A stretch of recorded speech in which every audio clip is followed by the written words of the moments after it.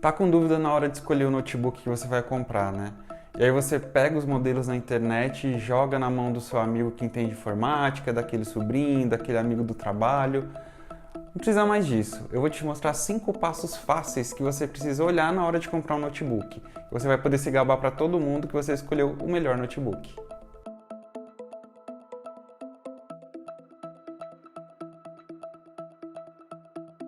Então, o primeiro dos 5 passos para você escolher o notebook é fazer a pergunta: para que você precisa desse notebook? É uma pergunta meio besta, você precisa porque você quer às vezes, mas se você for pensar do lado monetário, é bom você ter noção para que você vai ter o uso do notebook, porque às vezes você pode gastar mais do que você precisa na hora de comprar. Então, eu vou colocar algumas classificações aqui e aí você tenta encaixar onde que você vai estar dentro delas. Então, a classificação mais baixa, a mais básica para ter um notebook é o notebook de entrada, que é só para internet e entretenimento simples, que é assistir um vídeo do YouTube, um streaming, e você fazer uma videochamada com seus amigos e família. Então, esse é a base. Depois, talvez você use o notebook para estudos. Então, talvez você vá precisar de uma ferramenta um pouco mais robusta, como um Office, por exemplo. Então você vai precisar de um notebook um pouquinho melhor. Ah, mas você também quer jogar algum tipo de jogo? Talvez você tenha que subir um pouquinho mais a barra. Então aqueles primeiros notebooks lá não sirvam para você. Ah, você vai trabalhar editando vídeo ou imagens no seu notebook? Talvez um computador precise ser um pouquinho melhor ainda do que anteriormente. Agora, se você for jogar no notebook ou fazer edições muito pesadas de vídeo, aí a gente precisa subir bem essa barra, porque um computador de entrada já não vai dar conta para você. Então, você tendo em mente para que você vai usar o computador, é o primeiro passo para você escolher. Então, você já sabe para que você vai usar o seu notebook, agora está na hora de você escolher o processador. Então, vamos pegar aqui como base só os processadores Intel, que dentro dos notebooks, ao menos aqui no mercado brasileiro, é o que toma conta de 90% ou mais do share de mercado de notebooks. Então a gente vai ficar só na linha Intel mesmo, para também não deixar o vídeo mais complicado, até porque a ideia dele é ser simples para que vocês entendam como selecionar. Então, selecionaram lá o tipo de utilização que você vai ter com o notebook. Agora vamos para o processador. Quando a gente fala de processadores Intel, eles têm algumas classificações parecem complicadas no começo, mas vocês vão ver que não é tão assim. Então eles têm 3 linhas básicas, vamos colocar assim, 3 linhas básicas, que é o Pentium, que é um processador de entrada também, tem o Atom, que também é um processador de entrada. Então o Atom e o Pentium, eles estão bem na base dos processadores da Intel, e são daqueles computadores que vão usar só para usar a internet, fazer uma videochamada e assistir um vídeo no YouTube. Então, se você vai fazer isso, talvez um Pentium e um Atom sejam o suficiente para você. Então, além do Pentium e do Atom, a Intel também tem a linha Core. E aí, dentro da linha Core, que acho que é a linha junto com a Pentium, né, que antigamente era a linha principal dela e hoje é a Core, então a Core é uma das mais conhecidas. E dentro da linha Core ainda tem uma divisão para você entender onde você se encaixa ali. Então, dentro da linha Core tem o Core i3, que é o básico da linha Core, que é o mais fraco da linha Core, mas que já é mais forte que o Pentium e que o Atom. Depois tem o i5, Core i5, que ele é o pau para toda obra ali. Se você pegar um i5, é sucesso. Tem o i7, que é o top do top, que normalmente são mais caros. E além desses 3 tem o Core i9, mas aí o Core i9 já é um patamar de preço exorbitante que realmente não tem um custo-benefício, a não ser que você exija muito do computador, você vai trabalhar com ferramentas super pesadas e aí ele compensa. Mas se não, a gente tem as 3 linhas principais, que é o que você vai mais achar aí no varejista brasileiro, que é o Core i3, Core i5, Core i7, além das linhas Pentium e Atom, que são os notebooks bem de entrada. Então esses são os principais modelos de processadores Intel que você vai encontrar aqui no mercado brasileiro dentro dos seus notebooks. Eu vou explicar mais ou menos para que serviria cada um deles baseado naquelas classificações de utilização que a gente colocou antes. Se você só vai acessar a internet e fazer uma videochamada com seus amigos e sua família, talvez o processador Atom e o Pentium dê conta do recado. Mas se você vai estudar e fazer aquela planilha ou aquele PowerPoint mais elaborado, talvez um i3 seja melhor. Mas se você quer jogar um LoL ou um CS, mesmo que numa performance não tão exuberante assim, um i5 resolve. Agora, se você vai trabalhar com edição de vídeo, imagens, fazer streaming de jogos, aí um i7 com certeza é a melhor pedida. Mas dentro da classificação dos processadores Intel, tem um detalhe que você precisa entender e que é muito simples de entender e que vai clarear a mente de vocês na hora de escolher um notebook e o processador, que é entender as gerações de processadores Intel, como que ela classifica as gerações e o que isso muda pra gente na hora de comprar um notebook. Então, se você entrar no site e colocar lá um notebook com Core i3, certo? Colocou o Core i3 e veio, aí você olha lá o nome do notebook. Por exemplo, notebook Lenovo Core i3 1165 e algumas letrinhas e números. Todos os notebooks e os processadores Intel vão ter essa nomenclatura. Então vai ter o i5 865200, i7 700 e i3 6580. Então vão ter toda essa nomenclatura. Aí você fala, putz, mas eu preciso entender esse monte de número? Não, você não precisa entender nada desses números. Você só vai precisar entender um número, que é o primeiro número depois do nome do processador. Então vai estar lá, processador Core i3 11 ou processador Core i5 8. E aí você vai entender agora o que isso significa. Em 2021, que é o ano que a gente está gravando esse vídeo, a Intel está na sua 11ª geração de Core.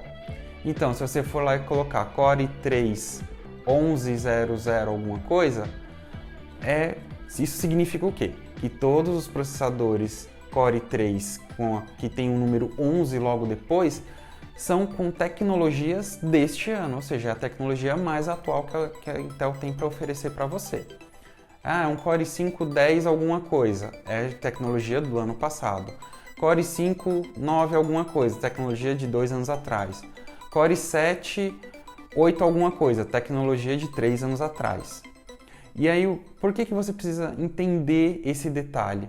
Porque as tecnologias dos processadores vão melhorando de ano a ano. Então, se você pega um Core que seja com a nomenclatura que começa com 11, você vai saber que você vai estar pegando a melhor tecnologia, com melhor performance e melhor consumo energético. Se você pega um Core i3 3 alguma coisa, você vai saber que esse processador é com uma tecnologia muito antiga. Então, não é a data, não quer dizer que é o ano que foi fabricado. É o ano que foi criada e lançada essa tecnologia pela Intel dentro do processador.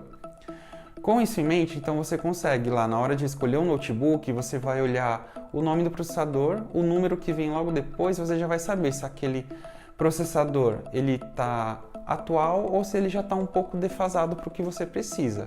É bem simples isso. O que nos leva a um outro ponto que também é bem importante. Se a gente está na 11ª geração e toda a linha Core, tanto o 3, o 5 e o 7 e o 9, todos eles evoluem ano a ano. Então, se você pega um Core i5 de 5 anos atrás, provavelmente ele já não vai ser tão potente como um Core i3 da geração atual ou da geração passada. Então, isso tem que ficar bem claro para vocês. Então, é muito fácil. Você escolheu, temos os 2 primeiros passos aqui. Você decide, sabe para que você vai usar e você já sabe como escolher o seu processador. O próximo passo é escolher a quantidade de memória RAM do seu notebook. A memória RAM dentro do seu notebook é uma das principais componentes. Então, ele é um daqueles que quanto mais, melhor. Então, o mínimo que eu recomendo para você ter no seu notebook de memória RAM é 4 GB de memória RAM. Menos que isso, você consegue, se você só acessar a internet ou mandar um e-mail, você consegue usar menos que isso. Mas o padrão hoje, para a maioria do Windows, por exemplo, ou de outros softwares, é 4 GB de RAM. Então, parta de 4 GB, de 4 para cima, que não tem erro. Se você pretende no futuro dar um upgrade no seu computador, no seu notebook, Já fica atento na hora da compra se aquele notebook ele tem slots extras para você colocar mais memória RAM.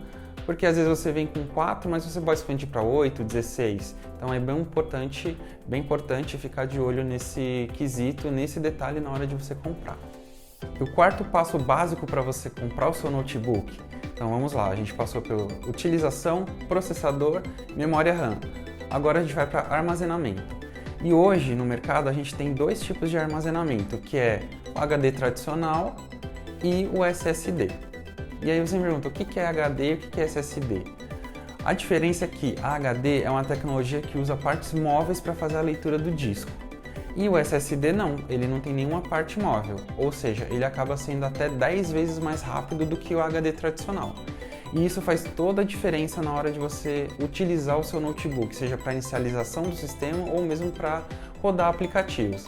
Então eu recomendo sempre você verificar se há a possibilidade de comprar um notebook já com SSD, ou se ele não tem SSD, você conseguir fazer esse upgrade para SSD. Caso não, o básico para um HD tradicional que você compra no mercado é de 500 GB para cima. De um SSD, dependendo do sistema, é de 120 GB a 225 GB que vem já instalado de SSD.